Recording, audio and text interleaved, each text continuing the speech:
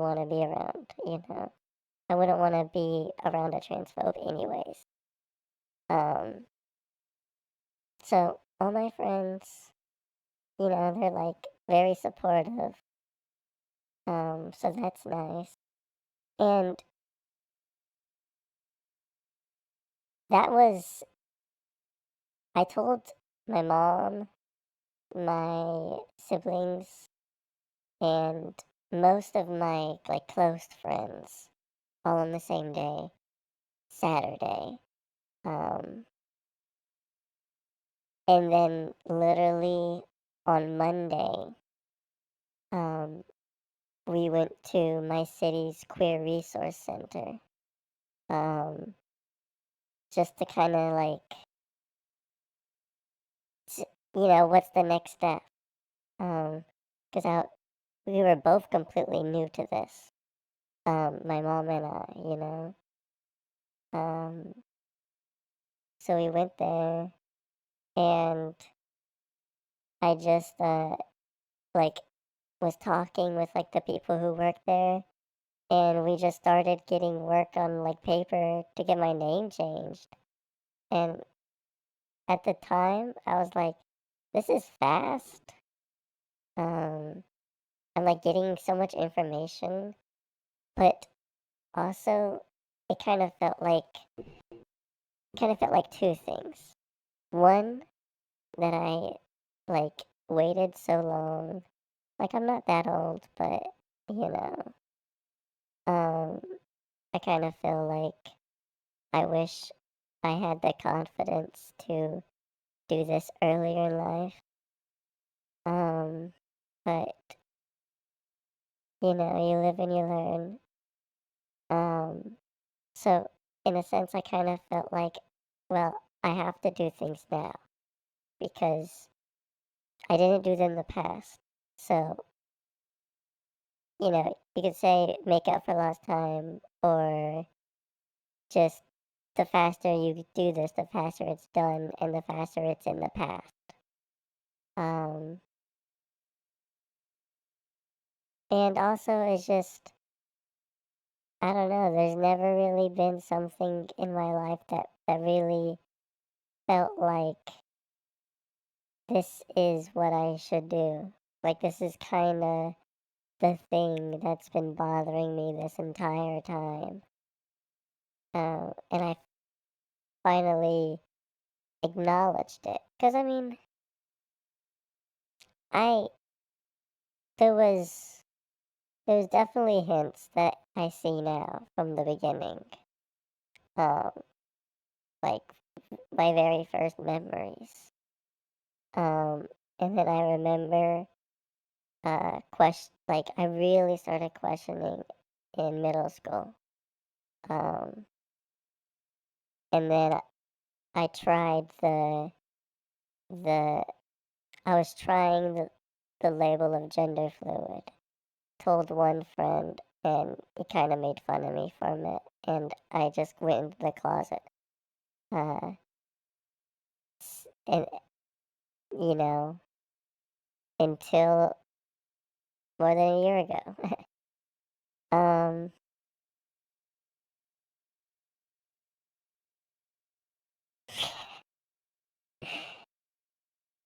but I kind of felt like this is,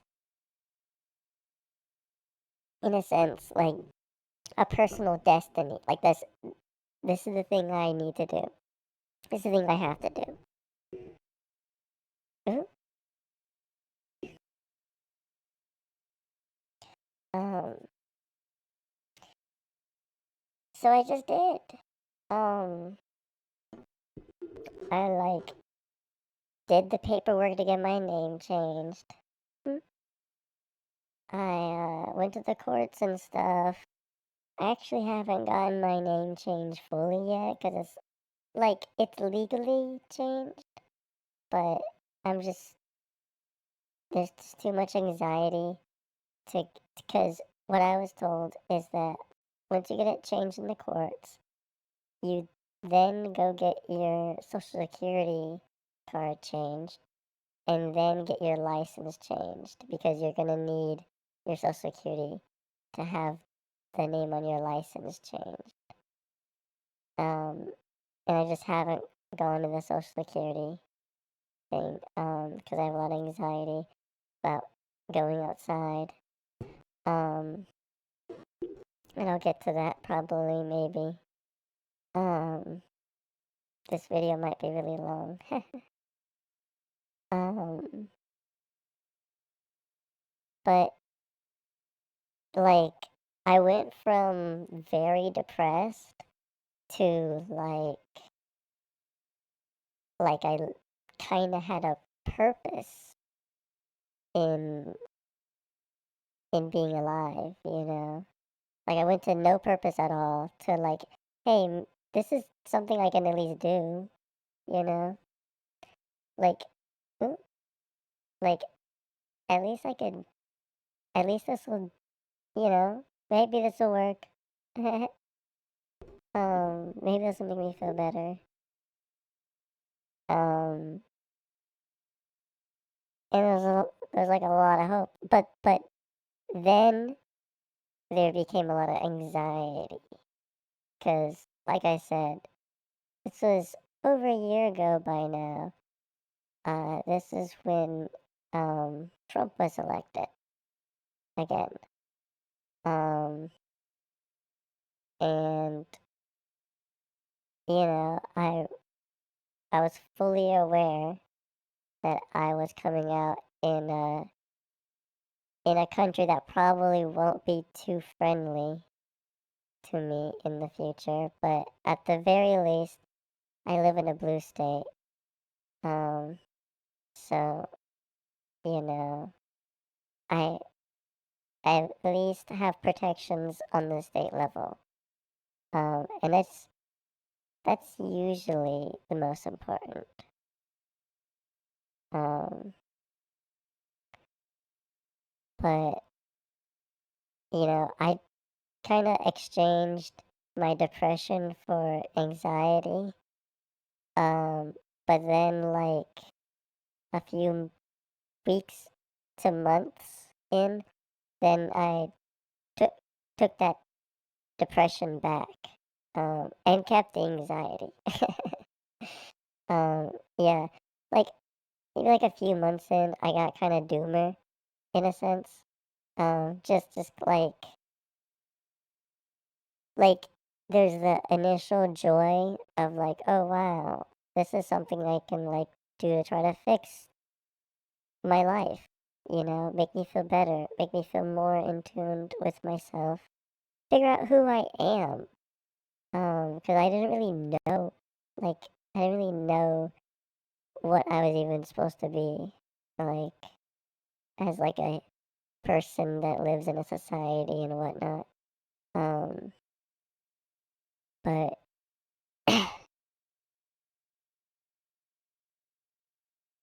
uh, uh-oh, what happened? Oh, I'm green. Uh-oh. Okay. The fake me is back. Thank goodness. Um,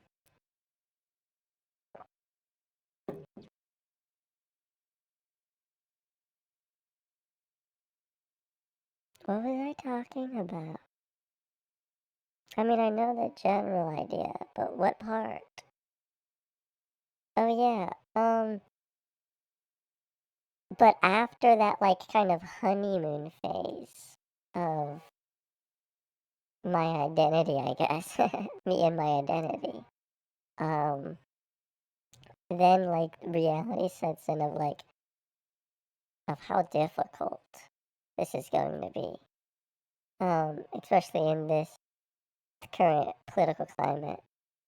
Um, like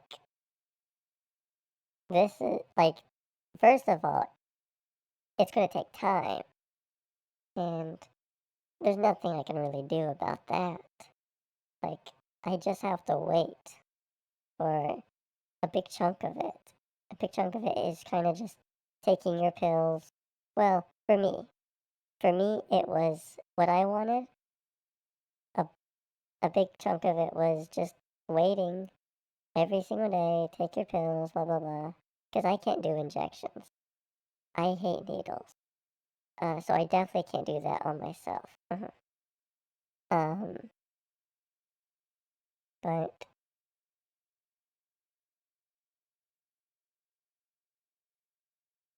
besides that just time, there's also just like so many things you have to learn, so many things you have to catch up. Um, because it's like I learned a little bit about like feminine stuff. Um, just because like, obviously I was like curious of like what what that's what it is. Um, but I also never really dove too deep because it like you know it struck a part of me that I was repressing for a long time. So I never really wanted to too dig that out too much. So I kind of stayed away from a lot of feminine stuff. But also not really. Like, it kind of depended. Like I had my like things where I would indulge in, but then I would like pretend that I'm not actually by abstaining in other things, um, psychological stuff. Um, but it's like there's so much to learn. Um, I have to like, or not really have to, but now I feel like I can like make a fashion sense for me, like because before it's like I hated like clothes. I just wore